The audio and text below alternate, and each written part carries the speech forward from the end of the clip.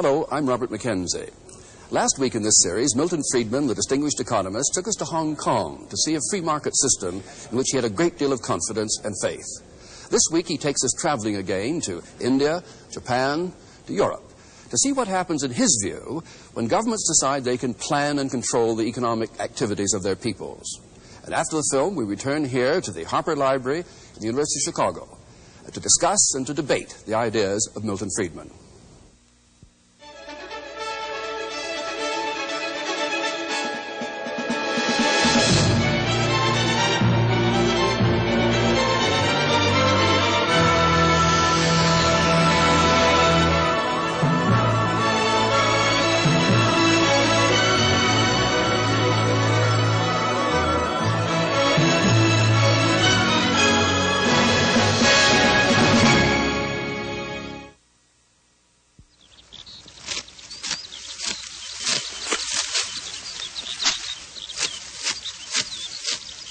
It's harvest time, and Japanese farmers gather their crops for the rice market in Kyoto. Of course, they'll try to get as much for it as possible, and the buyers will try to buy it as cheaply as possible. That's how markets are supposed to work. That's what Adam Smith, the Scotsman who turned economics into a modern science, observed 200 years ago. He observed something else, too. In every country, it is always and must be in the interest of the great body of people to buy whatever they want of those who sell it cheapest. The proposition is so very manifest that it seems ridiculous to take any pains to prove it. Nor could it ever have been called in question had not the interested sophistry of merchants and manufacturers confounded the common sense of mankind.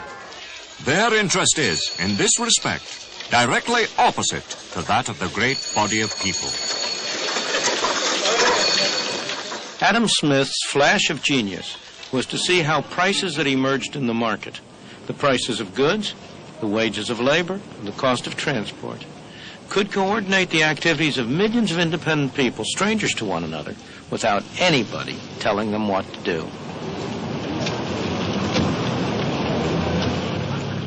His key idea was that self-interest could produce an orderly society benefiting everybody. It was as though there were an invisible hand at work. The invisible hand is a phrase that was introduced by Adam Smith in his great book, The Wealth of Nations, in which he talked about the way in which individuals who intended only to pursue their own interests were led by an invisible hand to promote the public welfare, which was no part of their intention. He was talking about the economic market, about the market in which people buy and sell. And he was pointing out that in order for a butcher or a baker or a candlestick maker to make an income, he had to produce something that somebody wanted to buy. And therefore, in the process of promoting his own interests, of looking to his own profit, he ended up serving the interests of his customers. When Adam Smith published The Wealth of Nations, Britain was still largely a rural and placid place. But the Industrial Revolution was already getting started, and standards of life were beginning to rise. One obstacle was that trade with other nations was still tightly controlled. Merchants in the home market had persuaded the government of the day to impose heavy duties and taxes on all foreign imports in order to ensure themselves a protected market.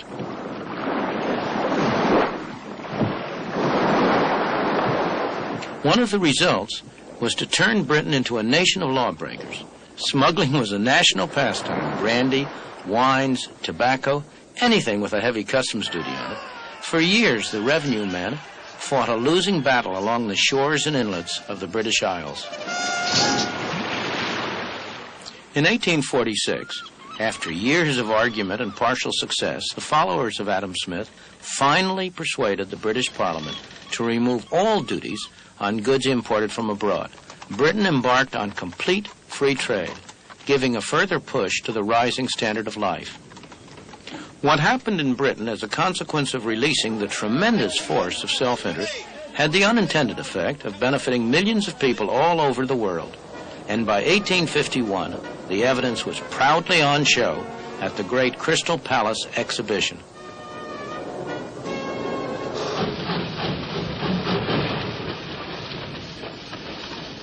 Free trade enabled Britain to become the workplace of the world.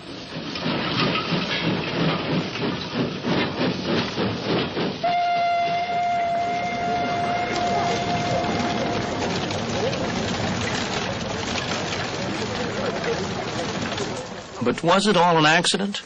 I don't think it was.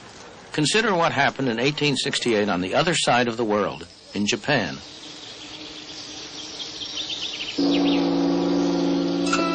For the preceding 300 years, the Japanese had lived in almost complete isolation. They had discouraged visitors from other nations, especially from the West. The result was that by the standards of the West, Japan was backward. It was a feudal society with lords and serfs, and woe betide anyone who tried to change the order of things.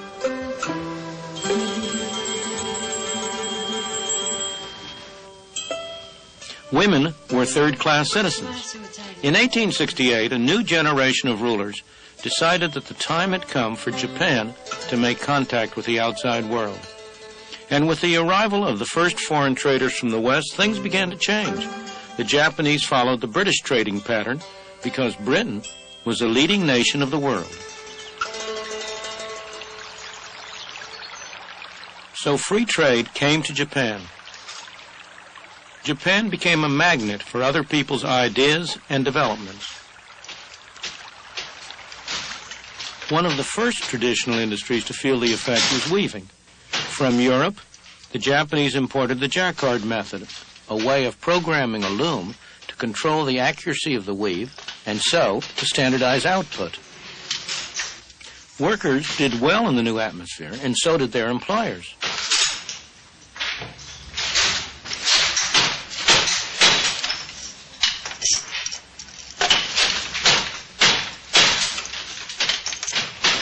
The adoption of mass production techniques meant that workers were able to move out of the traditional industries and into the new industries, which all added to the trade boom.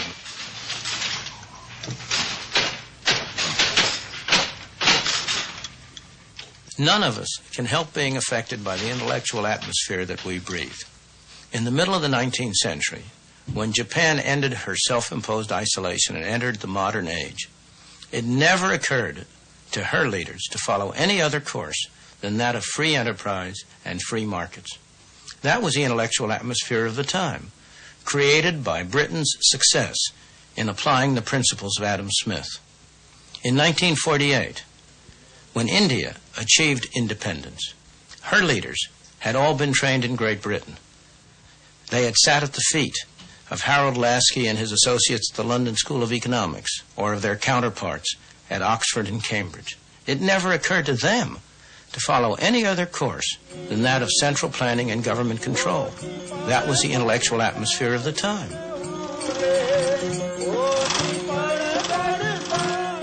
And the intellectual seed took root.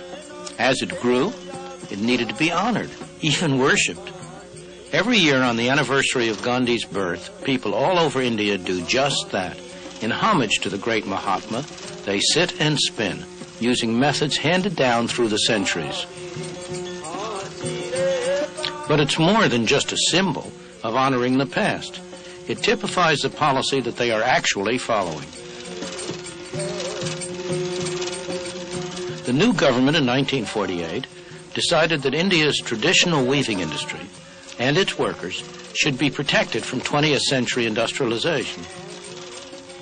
What were the consequences of that policy? This is India today, 30 years after winning independence. And these are scenes in a very typical Indian community, one of thousands. It's called Anakaputar, and it's about 1,000 miles south of the capital, New Delhi.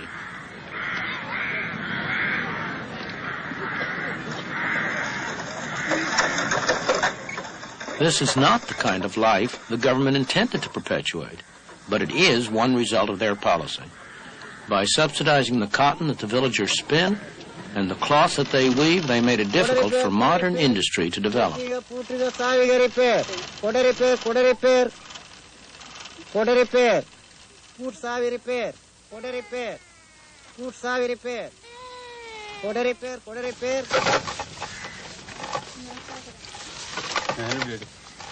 This is sizing. It's an essential technique in cloth production where the yarn is smoothed clean.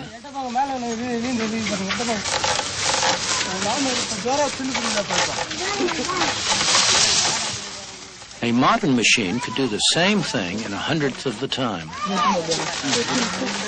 The result of government planning to modernize industry is that the number of handlooms roughly doubled in the first 30 years after India's independence. Today, in thousands of villages throughout India, the sound of handlooms can be heard from early in the morning till late at night. In this village alone, there are more than 3,000 handlooms in operation. Since 1948, 3 generations of villagers have sat at these looms, making cloth with patterns that never vary, using methods that never change.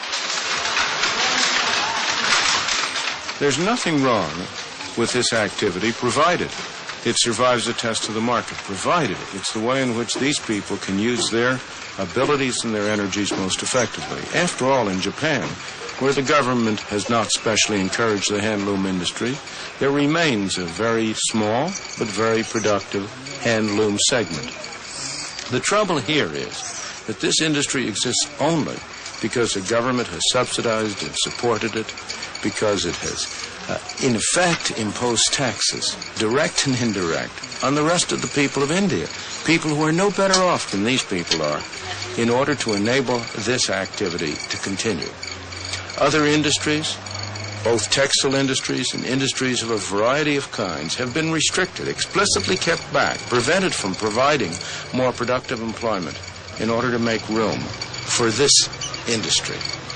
The effect has been to inhibit the development, to prevent the growth, to prevent the dynamic activity that could otherwise develop out of the energies and abilities of the people of India.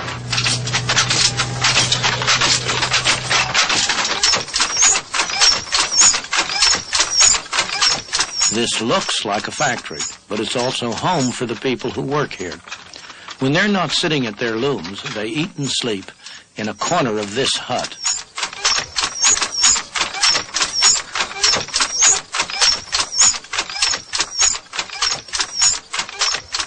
Throughout the world, governments always profess to be forward-looking. In practice, they are always backward-looking, either protecting the industries that exist or making sure that whatever ventures they have decided to undertake are encouraged and developed. This occurs at the expense of the kind of healthy development of new, dynamic, adaptive industries that would surely occur if the market were allowed to operate freely. If it were allowed to separate out the unsuccessful ventures from the successful ones, discouraging the unsuccessful and encouraging the successful.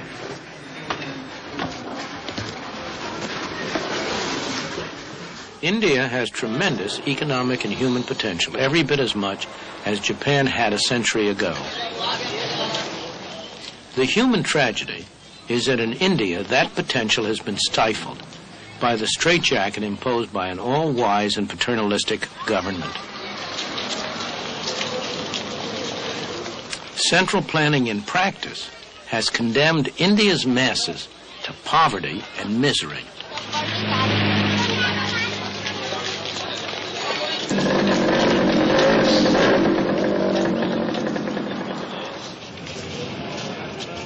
We know what has happened in Japan. Free trade set off a process that revolutionized Japan and the lives of its people.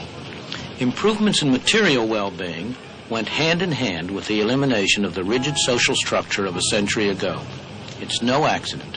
As always, economic freedom promotes human freedom. And in the meantime, what has happened to the Japanese weaving industry?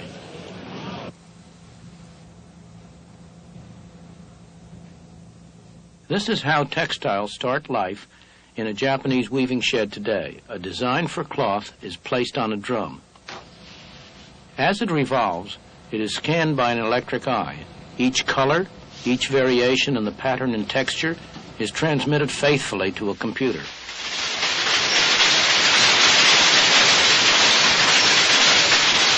It's all that the modern loom of Japan requires.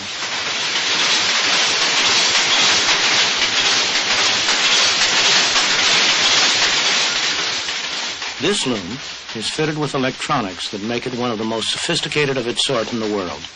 The fabric it produces is the best silk of its kind. Thanks to the speed and efficiency of these machines, the price of the silk is competitive. The workers are highly skilled and well paid. With the new technology, there's very little a loom like this cannot produce.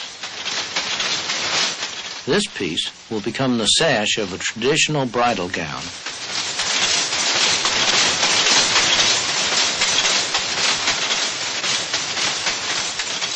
These are machine-made products, but by any standards, they are beautiful.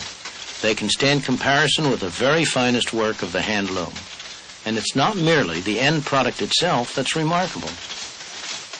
The sophisticated technology which was developed to make all this possible has been adapted to other processes, part of the self-generating development under free enterprise. And it all stems from an ancient, traditional industry, weaving, that imported a new method for controlling its looms when Japan turned to free trade more than a century ago. Yet, believe it or not, many still maintain today that markets cannot be left to operate freely, that they must be controlled by government. This dockside is in Scotland. A British government, a socialist government, decided that its role was to protect the workers here from competition. So down there in Govan shipyards, they're building these vessels for the Polish government. To get the order, the British government is using the money of British taxpayers to subsidize the work. In other words, British people are making these ships in order to sell them at a loss to the Poles. Not only the Poles, but also we in America benefit from this kind of philanthropy. The steel industry in the United States makes a fine product. Other countries do too. And their steel is often cheaper, sometimes because their taxpayers subsidize it. So why shouldn't the American consumer buy steel wherever he can get it cheapest, at home or abroad? The American steel industry works very hard, trying to persuade us that it's not in our self-interest to buy in the cheapest market. They urge the government to restrict what they call unfair competition, though of course they recognize that there are dangers in this. The dilemma of asking our government for assistance in this problem of unfair competition bothers many of us because the sword does cut both ways. But we believe that what we have attempted to do is far different than the kinds of direct government involvement that occur in many of the foreign nations around the world, where the governments provide direct financial assistance in the form of either ownership or loans or subsidies in some fashion or another. What we have attempted to do is simply to get our government to enforce United States laws against unfair competition that have been on the United States books. We draw a clear distinction between that and, for example, the several $100 million that the French government has granted to the French steel companies, or that the British Steel Corporation has received $1.3 billion for capital investment this year. So that while we are uneasy in any way interfacing with our government in what we traditionally believe are the free enterprise prerogatives, yet what we're only asking for is that the government enforce the laws that our Congress has passed. And I'm not sure that that's really any different than asking someone to arrest someone that commits a crime. I don't think we would be accused of being reactionary if we reported somebody who was stealing to the police, if it were in violation of a U.S. law. We think that we're doing exactly the same thing when we bring cases against foreign producers who we believe are violating U.S. laws.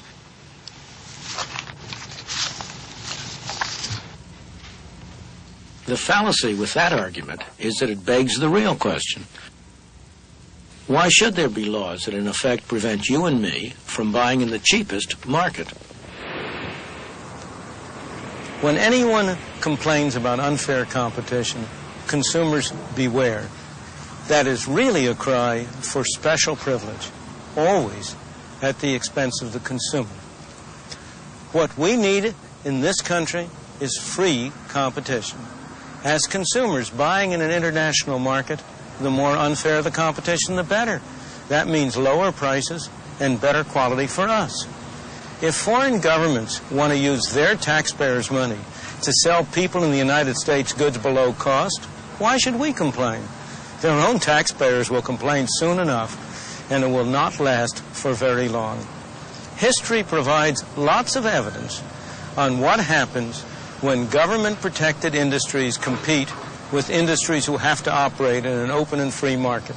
It's almost always the government-protected industries that come out second best.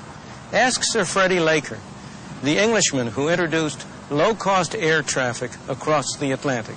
Who were his chief competitors? They were all government-protected, government-financed, government-regulated airlines. He came out very well, made a mint of money, and you and I have gotten cheaper travel across the Atlantic. Nothing would promote the long-run health of the steel industry, make it into a more efficient, profitable, and productive industry than for the U.S. government to keep its hands off, neither providing special privileges nor imposing special restraints. And what's true for the steel industry is true for every other industry in the country.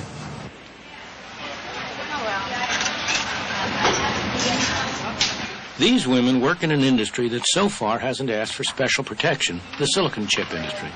Every one of these small squares on this disk is a highly complicated, integrated micro circuit. An American technician examines them for defects. It's highly skilled work, and she's had a lot of training. When she's done her job, the rejects will be separated from the rest, and the good circuits will be packed up and sent halfway round the world to Malaysia. The product of American technological skills returns looking like this. Each microcircuit has been enclosed in ceramic by a Malaysian worker who is highly productive at this sort of work, but the Malaysians are not able to test their products. So back they come here to America to be fed into these machines. American engineers are good at producing sophisticated machines. In an operation that lasts a fraction of a second, these machines can test every circuit, can grade it for quality, and then can sort it into one of 6 different categories of reliability. The invisible hand in this free market has done wonders for both the American girls and their Malaysian counterparts. And that's not the end yet, because American silicon chips are exported to many countries where foreign workers assemble them. The final product is then returned to our stores so that you and I, the consumers, can benefit from $10 calculators, as well as from a lot of other electronic devices that not long ago simply did not exist.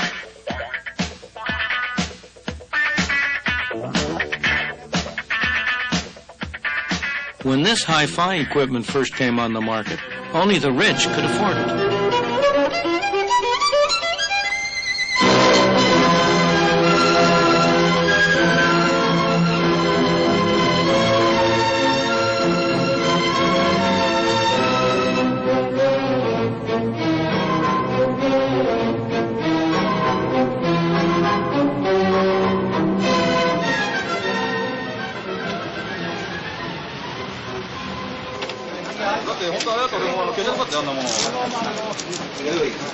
But even when the international market in labor is seen to work to everyone's advantage, people still put up arguments against it.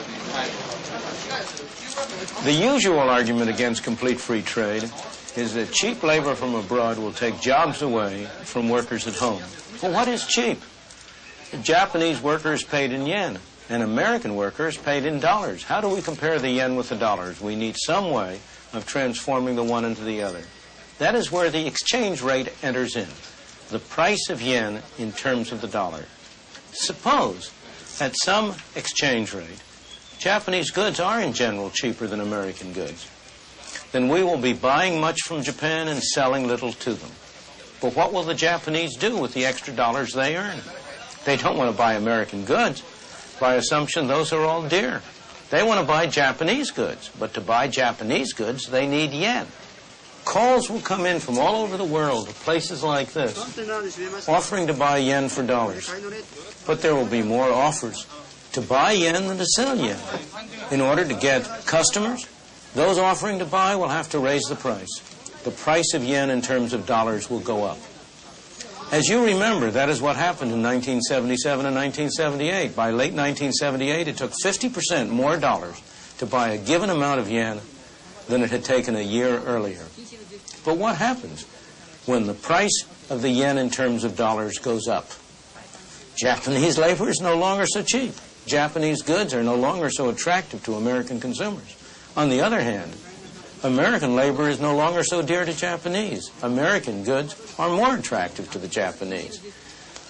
We will export more to them. We will import less from them. New jobs will be created in export industries to replace any jobs that might have been lost in industries competing with imports. That is how a free market and foreign exchange balances trade around the world when it is permitted to operate.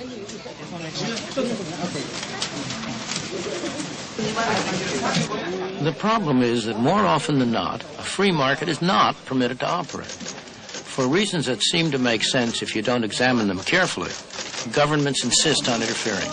But when they do, it's not possible to hide the harmful effects for very long. The main reason why the Japanese yen went up so sharply in price in 1977 and 1978 was because the Japanese government had been trying to prevent the yen from going up in price. In the process, what might have been small disturbances were allowed to accumulate into a major gap in trade. As a result, when market forces finally were permitted to operate, as sooner or later they must be, it took a major change in the yen exchange rate to bring things back into line. Why don't governments learn? Because governments never learn. Only people learn. And the people who learn today may not be the people in charge of economic policy tomorrow. As you contemplate this, you may come to agree with me that what we need are constitutional restraints on the power of government to interfere with free markets in foreign exchange, in foreign trade, in many other aspects of our lives.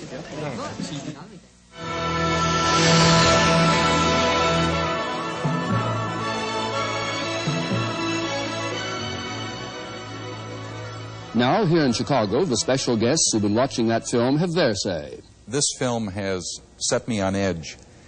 There is political, social, ethical considerations which do not reflect in the economic philosophy put out. There is a pervading feeling in this that the individual worker is to be totally sacrificed for the overall good of society.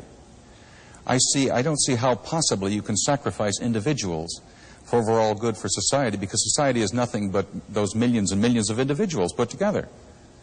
And nowhere is there any consideration given to the social and the ethical aspects of the free trade formula that you advocate. Let's get other views now around the group. What's your reaction, Dom Rumsfeld, as a businessman, to the idea that Milton Friedman has advanced that America ought to buy in the cheapest markets, the cheapest goods, without protecting against them? I swore I would never even try to defend Milton Friedman, and I won't. But let me comment first on Dick's comment. It bothers me to hear social and moral arguments invoked in an issue like this, because it seems to me the measure is what actually happens to human beings. Each individual ought to be concerned about humanity. For a single individual who's unemployed, that's 100% unemployment. Absolutely. And we recognize that. I recognize that. But the real world is, if you, as the film did, go to India, if you want to see things that one can describe as inhumane and poverty and problems of human beings, they exist. And the test ought to be what works, what in fact will provide a circumstance that will be more dynamic and more productive in the world. It is true that in the long run we would all be better off with free trade. I agree with Milton. But it's the short run that matters. And in the short run there are serious adjustment problems. Now there's no question that the developing countries need access to markets such as American markets. And America needs them to export so that they can export more to developing countries. American exports to developing countries have moved from something like 20% of total exports to 30% over the last 10 years. But the adjustment is important because what is happening at present is that it's not just a random group of workers that is affected by this trade. It's the most disadvantaged and underprivileged workers in America which are being affected. And they are by and large women and members of minorities in garments, in electronics. And I think that the adjustment consists of action on both the developing and the developed country sides. But on the, let's take the American side. On the American side, the unions and industry, I think, have to get off discussion about moral issues and get their act in order. I couldn't agree more with Helen. I think there is a very valid income distributional problem involved here. Certainly society gets better off. Consumers get better off as a result of cheaper imports, and I'm all for that, and there I agree completely with Milton. But if the incidence of the adjustment falls on disadvantaged groups, then you would want to do something about it. It really becomes an ethical issue. But the other point which I think Milton does bring up, which I disagree sharply with, is suppose if foreign governments do subsidize and actively promote exports to you, should you just sit back and just say, well, we're going to be better off as a result of this? I don't think that takes into account the fact that the whole international system can break down as a result of what people perceive in pluralistic economies as unfair competition emerging. And I think this is really what you're beginning to see. So we do need some sanctions. I mean, I may receive stolen property, and I'm better off. Of course I'm better off. But if as a result of this I encourage theft, I think few people would agree that that was something one didn't want to worry about. Before I call in Milton Friedman on this, a reaction to the comments? Yes, really to Don and to Helen. Don, you choose to set aside, or you appear to choose to set aside the social and the ethical considerations. And not at all. What I said was you have to put the fact on a scale that there are social and ethical considerations with a free market or without one. And the tendency is for people to invoke morality only on their side and not to recognize that there are problems of human being in this world that are going to occur in each case, and the measure or the test ought to be what actually happens out there and address that question. But you must also very much consider the social aspect of this situation. Helen's comment, the short-term displacement. I have a question for Milton at this point. How long do you put as a timetable on the displacement of these people, of these workers? 5 years, 10 years, a generation? How long will it be before overall society, balances itself out and the individual is no longer hurt? Let me take your last question first and then go to your basic question. I have always been in favor of phasing out tariffs over a 5-year period, a 20% reduction a year for 5 years to give people time to adjust. Now to your fundamental issue. I thought I had heard every objection to my views imaginable. But you are the first one who has ever accused me of putting the interests of society as a whole ahead of the interests of individuals. If there is one element in my social philosophy, in my ethical philosophy that's predominant, it is that the ultimate unit is the human being, the individual, and that society is a means whereby we jointly achieve our objectives. I would argue that the social and moral issues are all on the side of free trade, that it is you and people like you who introduce protection, who are the ones who are violating fundamental social and moral issues. Tell me, what trade union represents the workers who are displaced because high tariffs reduce exports from this country? Because high tariffs make steel, for example, or other goods more expensive. As a result, Those industries which use steel have have to charge higher prices. They have fewer employees. The export industries that would grow up to balance the imports, tell me, what union represents them? What moral and ethical view do you have about their interests? You still haven't answered my basic question. How long of a time period? How long of a frame? 5 years, 10 years, a generation? I said 5 years. And could we be clear, Milton, on this point? You're saying, though, that tariffs should be phased out over 5 years, regardless of the action of other countries. It's not a sort of negotiation. Regardless of the actions of other countries. So far, obviously, I would prefer to have other countries reduce their tariffs. But if they don't move, America should move. Absolutely. Now, you go along with that, Don Ronson. In other words, you're against reciprocal. I'm not you favor getting to truly reciprocal trade, but you're willing to get there unilaterally. Yeah. It seems to me that it's probably worth moving in that direction. I don't know where I would stop. I am not... Well, it's a 5-year program. Will you buy that?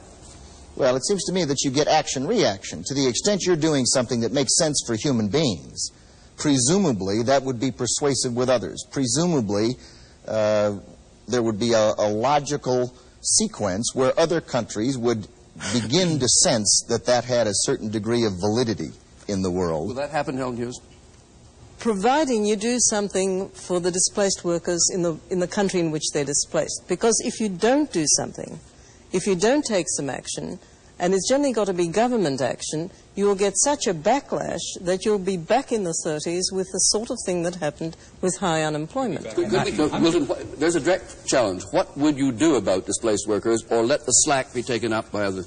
I believe that you have to separate and should separate sharply the issue of what you do about people in distress from how you handle the industrial system. I do not believe you ought to have a special program for displaced workers. What you ought to have, and what all societies do have, is some mechanism, voluntary or governmental, which will assist people in distress. We have another program in this series which deals with exactly that issue, and in which I come out, as you know, in favor of a negative income tax as a way to do it. But I think it's a great mistake to try to link it directly with tariffs. And the reason is that many people who are displaced are not in trouble. Many of those have good alternatives. Some of them will benefit from it. There are some who will be in distress, of course, but there are always people who are in distress for all sorts of reasons. In a dynamic society, demands are going up here, demands are going up there. There is no more reason, in my opinion, to have a special program for those who are displaced because of the changes in demand and supply on the international scene than because of the changes on the domestic scene. Quick reaction to that. Why would you want to return to a concept that this country had in 1900? Why would you want to return to where a few control the economic destiny of every working man and woman? It's exactly the other way, Mr. Deason. The best way to limit the control of a few is free trade on a worldwide basis. There is no measure whatsoever that would do more to prevent private monopoly development than complete free trade. It would be far more effective than all the antitrust suits in the world. I totally disagree. You would wind up with a situation like in the movie Rollerball, where corporations carved out their spheres of economic influence throughout the world and controlled everything. It would be controlled by corporations in its entirety. Excuse me, you saw the picture of Hong Kong, didn't you? Yes. Where are those corporations there? We might get down that alley and have a difficulty finding our way out of it. Could we move to another big theme in the film? That is that the third world countries have, broadly speaking, made a very serious error in moving into planned economies from beginning to end. And you use a phrase in the case of India, central planning has condemned the Indian masses to poverty and misery. Now, what's your reaction, Professor? I partly agree with Milton as always and largely disagree with him. I think it is true that the invisible hand ought to be seen more in the poor countries than it is. And I would like to see the iron fist disappear. Unfortunately, it's the other way around. On the other hand, I think it cannot be maintained that laissez-faire is the answer, either that it's a necessary or a sufficient condition for development. Let me go to Milton's examples and refer to Japan. Japan is a prime example, actually, where the visible hand is invisible to everybody who's outside of Japan, but it's writ large on the wall for the Japanese. The Japanese government, right from the Meiji Restoration, has taken a very active interest in the development of the country. It has regulated technology imports. Even to this date, the government and business have a sort of strong symbiotic relationship. I think it's just the last. Highly paternalistic. And business is highly paternalistic. I don't think it's a valid example at all of what I believe was the implication of Milton's program. Let's begin, Helen Hughes. On this theme, has the Third World made a disastrous mistake in almost unanimously moving into planned economies rather than the free market? Well, first of all, it hasn't almost unanimously moved into planned economies. Overwhelmingly so. Not even overwhelmingly. I mean, India is a large country, but the majority of developing countries are not centrally planned. They have some sort of planning. Secondly, some of the countries which have been most successful have had the highest government intervention. The best examples are Taiwan, Korea, Brazil, Singapore. And even in Hong Kong, which is often held up as an example of no government intervention, I mean, this is just not true. The Hong Kong government has provided the infrastructure. It has provided the roads and the ports and the schools, and it's been very important. But when you move to a country like Malawi or Papua New Guinea, you can't do without government intervention. There is nothing there. There are no entrepreneurs in place, and the American entrepreneurs are not interested in small places like that. I'm not in favor of no government intervention. I never have been. I point out in the film that what the government did in Hong Kong was very important. The question is what kind of intervention. And in the states you've described, in the places you've described where you've had success, governmental intervention has been of a rather special kind. It has provided infrastructure. It has not tried to determine the outline of industrial production, the areas in which industry should go, exactly what the allocation of. It has not gone in for central planning. Well, that's just not true in Korea. I mean, you're factually wrong, because in Korea, the government has it is true in Taiwan. It's fairly true in Taiwan, but not in Korea, which has grown faster than any other country, where Korean exports have been determined to a very large extent by direct government intervention. I think your point is, what sort of government intervention, what for, and what are the trade-offs between government intervention and the free market? These are the relevant issues. What is the role of government in relation to the market economy? How do you see it performing, Don Rumsfeld? Do you want to see governments, as it were, enforcing competition by chasing down monopoly, restrictive practices, and all the rest in the society? The record's clear that they don't do it well. They can't manage the... But does that mean they shouldn't do it at all? Take the wage price do it better? controls in the United States of America. I happen to have been involved, and I don't say it with any great pride. The real world is, I don't care about good intentions. I don't care about brains. I don't care about integrity. The fact of the matter is they're not smart enough to manage the wages and prices of every American, 215 million strong. They can't do it well. They do it poorly. And the weight of that is harmful. It's graphically shown in every document issued by the Council of Economic Advisors in the United States. But what about the additional question, though? Does the government properly, in this country or elsewhere, ensure competition by other devices? I'm not talking now about price control, wage control, but ensuring competition rather than permitting price fixing or agreements and monopoly. What do you feel about it? I feel the government properly acts in that area. The government must be there to ensure competition. The government's not smart enough. Look at the antitrust law. You talk about the implementation of antitrust regulations in the United States between the Department of Justice and the FTC. It's a patchwork mess. There isn't any logic to it. People don't know what to do. They can't get answers. They're inhibited from mergers and consolidations that would make a lot of sense from the standpoint of the consumer. And would make even more sense from the point of multinational corporations. I think that one of the points you're making is that it's very hard for the government to intervene in a very large country like India or the United States. But compare government intervention in some of the small homogeneous countries of Europe or a Singapore. And I think that's very important. Switzerland has a great deal of government intervention. Sweden, Denmark, Norway. I've just quoted you the 4 highest income countries in the world. They do have intervention to try and protect the functioning of the market system and to make it more efficient. Milton is absolutely right that if you're talking about central planning, that has been disastrous, absolutely, in terms of having targeted industrial allocations and so on. I mean, there's absolutely no doubt in anybody's mind who has studied the problem over the last 20 years. Disasters in India, too. In India as well, very definitely. You advised on that, didn't you? No, not on centralized planning, no. That wasn't a fair question anyway. That's all right. I was over there as an advisor, too. I've been on the side of the angels on that for a number of years, to a point where I'm supposed to be a friend of Milton's, which is disastrous. To give advice is one thing, to have it taken is a different one. I agree very much with what Helen Hughes has said, that the more homogeneous a country, the less harm a government will do by intervening. I don't believe it does positive good. I just simply believe it does less harm. But as to antitrust, I am in favor of the laws which make agreements in restraint of trade illegal. Most of the rest of the antitrust apparatus has promoted monopoly instead of hindered monopoly. If you look at where there are monopolistic elements in the world and in the United States, including the multinationals you want to refer to, in almost every case, that monopoly derives from a special grant by government. And therefore, the problem is not how does government enforce competition?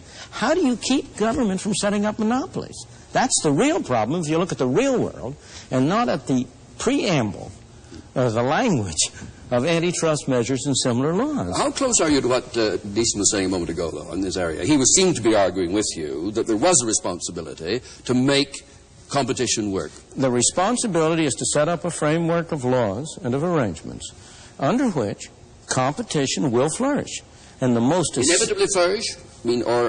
Well, so far as I know, I don't know of any case in history in which monopolies have been able to maintain themselves for very long without having government assistance directly come in on their side. The trade union monopolies that Mr. Deason represents would never have the kind of power they do now if it weren't for the special privileges which government has granted to them. I can perfectly well understand his being in favor of such action, of antitrust action by the government, because it really is pro-monopoly action in the main.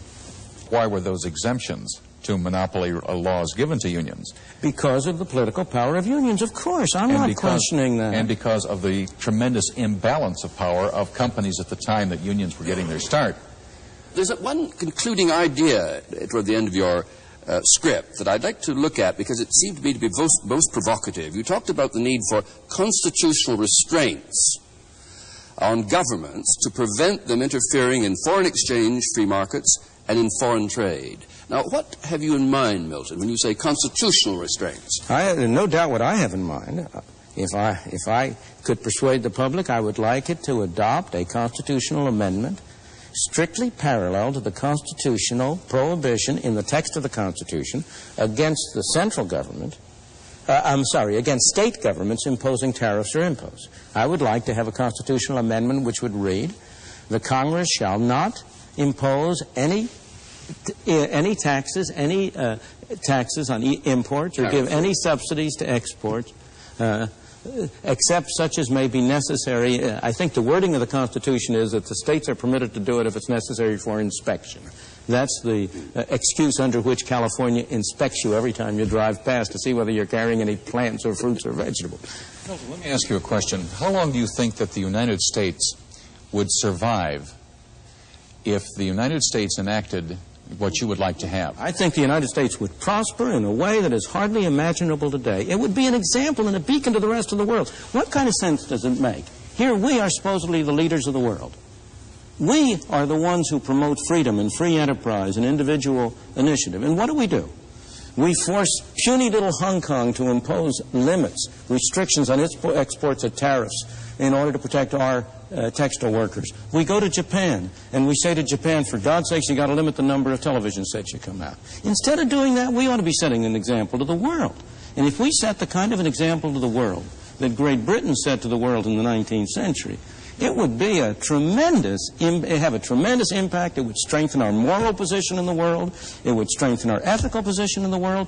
Instead of giving money to underdeveloped countries to produce products which we then refuse to buy and don't let them export to us, we would be saying to the rest of the world, if you produce anything, if you can produce anything that can have a market here, come, we're delighted to buy it, and we'll produce things for you to buy. That's the kind of a pattern I would like to see the United States establish. Your members buy that? Never. Never is a long word, sir. Yes, you're and right. you must distinguish And one should between... never say never. Your union officials would not buy it, but I am not sure your members would No, not. my members would never buy it either. I cannot conceive of the United States setting itself up to become a target for the rest of the world. It's not a target. There would be absolutely nothing that would require or compel any other country to enact any reciprocal agreements relative to tariffs. Right. And until such time as they had succeeded in dumping in the United States, and I use dumping in the broadest sense of the word, any and every product, either government subsidized by a foreign government, either put there because of multinational corporations, manufacturing facilities in a foreign country, until they had succeeded in absolutely draining us dry. Draining us dry of what? Of every asset. How? What would they do with the dollars they got? They'd probably buy up as they are now, as the if they bought up. Yes, yes. Okay, now, let's broaden this on this very argument now, constitutional amendment argument.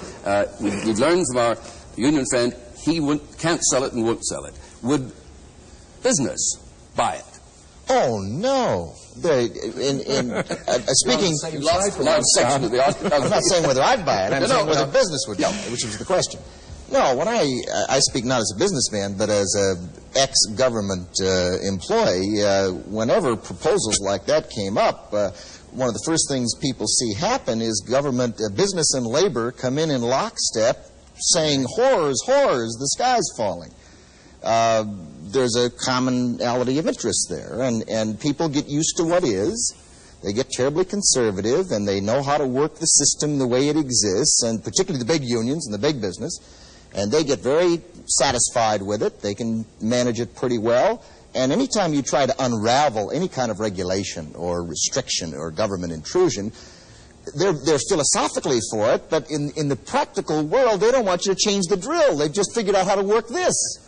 Why should you then change it and make it all that more complicated? No, I think you'd get a good deal of reaction, just like you did on the steel company in your television show. And what would be international reaction, do you think, as an international economist? Supposing Milton got his amendment, constitutional amendment, which had that effect, how would other countries react to it? Well, I think Milton's fundamental example of why not be like Britain in the 19th century is wrong. Britain in the 19th century was the industrialized country. It was well ahead of everybody else. Many decades ahead. Many decades ahead of everybody else. And it was making larger profits, larger economic rents on its production. And it was doing it at very great cost to the workers in Britain. The workers in Britain were greatly exploited under those circumstances, and we don't want to go back to that. The international situation is much more complex. There are countries at different levels of development, countries with different social systems, and countries with different social objectives. So I think that the solution, is wrongly founded, and it's millenarian, it's utopian. I think that we have to think of a much more realistic process of discussion, negotiation, such as has taken place through GATT, to get to where we're going without hurting the people who pay for the adjustment, and that is basically the workers, not the economists. Yep. Could I just comment briefly? I worry about the argument that because of the complexities of international relations, that therefore they must be planned and managed. By definition, we're not capable of managing the world economy. Each instance when we try to do it, it doesn't work out quite the way we intended. I don't apologize for a moment for being millenarian, because I think unless we know where we want to go, the timid steps that we take in that direction will go in the wrong direction. And if we're going to go in the right direction, we ought to have a view. But I want to be sure to get down on the record a very strong objection to the statement of fact by Helen Hughes about 19th century Britain. I believe it is simply wrong. The workers were not exploited. The studies that have been done recently have shown over and over again that the 19th century was a period in which the ordinary English worker experienced a very rapid and very substantial rise in his standard of life. England does not stand alone. Japan had complete free trade for 30 years after the Meiji Restoration. Japan in more recent years has not. Japan in more recent years is not an example I would cite. But in its early years, it had complete free trade. So I don't believe England stands alone. Now, on the politics of it. On the politics of it, of course it's not politically feasible. Why?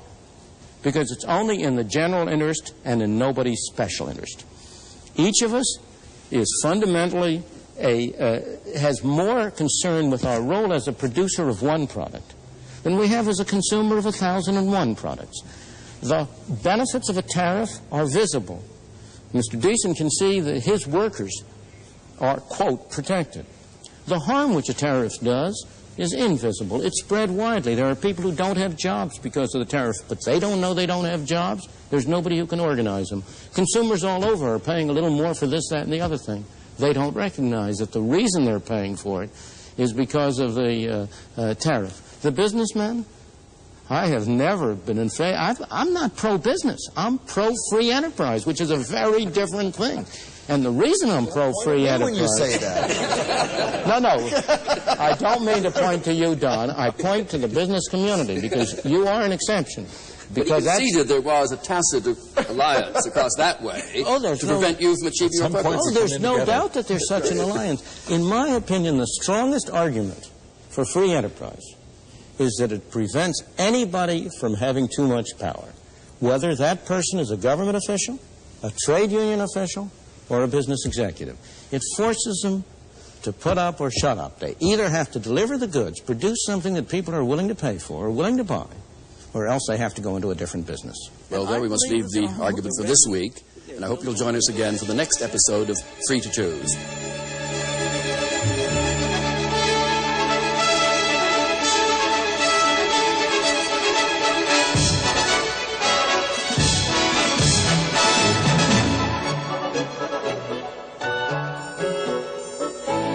"50 years ago, the worst economic depression in history changed the course of the world.